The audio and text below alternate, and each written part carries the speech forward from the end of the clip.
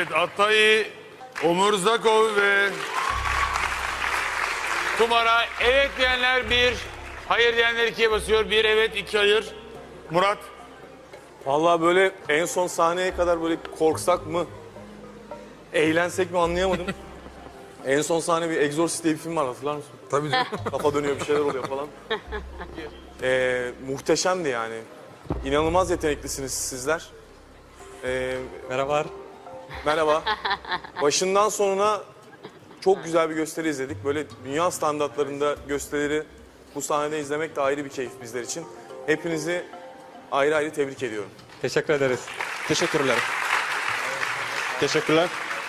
Eser. Valla sizinki de insan vücudu, benimki de. Ama nasıl bu kadar ciddi bir fark oluyor ben anlamıyorum. Yani adam kendi ayaklarına sırtını dönüyor ya. Böyle bir Aynen. hani aklım almıyor gerçekten de. Bu sene izlediğim benim en hani garip dans gösterisi de en üst seviyede. Finalde de çok ciddi bir yani çok ciddi bir favori adaylarımızdan biri. Bakalım Aynen. ne olacak yani finalde. Merak ediyorum burayı geçerlerse tabii. Aynen. Teşekkür ederiz. Teşekkürler. Teşekkürler. Yani tartışmasız dünya çapında bir gösteriydi. Yani her saniyesi, her noktası özenle çalışılmış.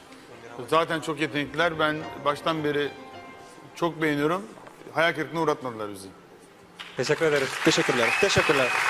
Evet, yüzdemizi alıyoruz. Yüzde kaç evet demiş bakalım.